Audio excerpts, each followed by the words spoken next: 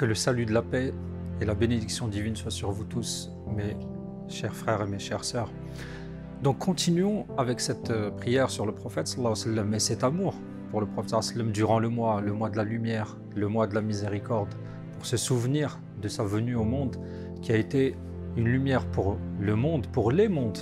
Il a été une miséricorde, comme dit Dieu, wa ma arsalnaka illa rahmatan lil alamin. Et nous ne t'avons envoyé que comme miséricorde pour les mondes, le monde invisible et le monde visible, le monde matériel. Et le prophète sallallahu alayhi wa sallam nous dit dans une de ses paroles, pour continuer sur la prière sur le prophète sallallahu alayhi wa sallam, que ceux qui mériteront le plus mon intercession, et dans une autre version, ceux qui seront le plus proches de moi dans la vie dernière, ce sont ceux qui auront le plus prié sur moi dans ce monde. Et là-dessus, une histoire est rapportée par le grand savant du hadith, Abdullah ibn Siddiq, que Dieu le couvre de sa miséricorde, dans un des livres qu'il a consacré au prophète sallallahu alayhi wa sallam, les souffles divins dans la prière sur le prophète, sur la meilleure des créatures. Dans ce livre-là, il rapporte une histoire d'un grand ascète qui s'appelle Abdul Wahid ibn Zayd. Et ce grand ascète, il est le voisin d'un jeune homme qui est au service d'un gouvernant, d'un des rois de l'époque, mais ce jeune homme est vraiment désobéissant envers Dieu. Il a un comportement qui est très négligent. Il est négligé, il s'oublie soi-même. Et ce soir-là, ce Abdul Wahid ibn Zayd va dormir et dans son sommeil, il va voir en songe. Il va voir le prophète sallallahu alayhi wa sallam. Et le prophète sallallahu alayhi wa sallam marche avec ce jeune homme main dans la main.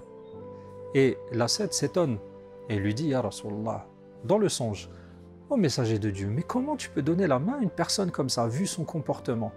Il lui dit, je sais, je connais son comportement, mais je l'emmène pour pouvoir intercéder pour lui devant Dieu. Et l'ascète s'étonne. Il lui dit, mais comment intercéder? Qu'est-ce qu'il a fait pour que tu puisses intercéder, lui tenir la main et intercéder en sa faveur?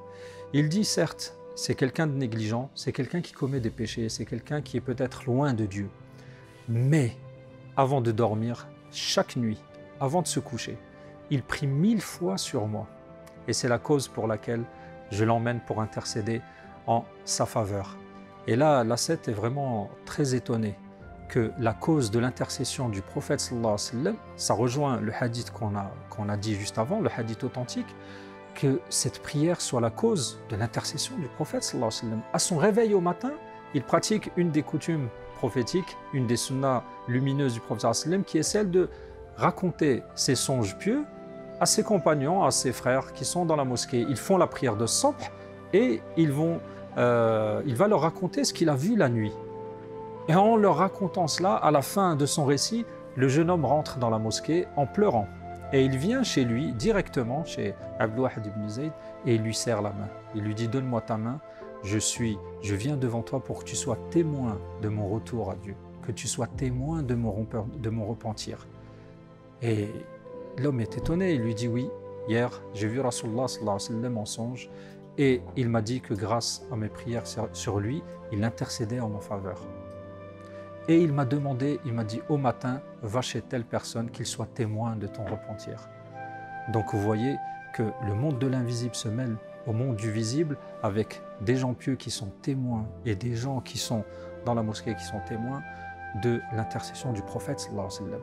Donc, toute cette prière que nous faisons sur lui, une fois, 10 fois, 1000 fois, 100 fois, qu'on se le dise, en plus d'avoir une relation privilégiée avec le prophète sallallahu alayhi wa sallam dans ce monde, dans la vie dernière, elle nous sera utile. Dans la vie dernière, elle nous accompagnera. Donc, qui d'entre nous recherche la proximité du prophète sallallahu alayhi wa sallam pour être main dans la vie dernière et qui nous emmène ensemble vers Dieu pour pouvoir intercéder pour nous. Demandez à Dieu subhanahu wa ta'ala de purifier nos cœurs et de les illuminer par la prière sur le prophète sallallahu alayhi wa sallam. Et je vous dis à la prochaine fois. Salam alaikum wa rahmatullah.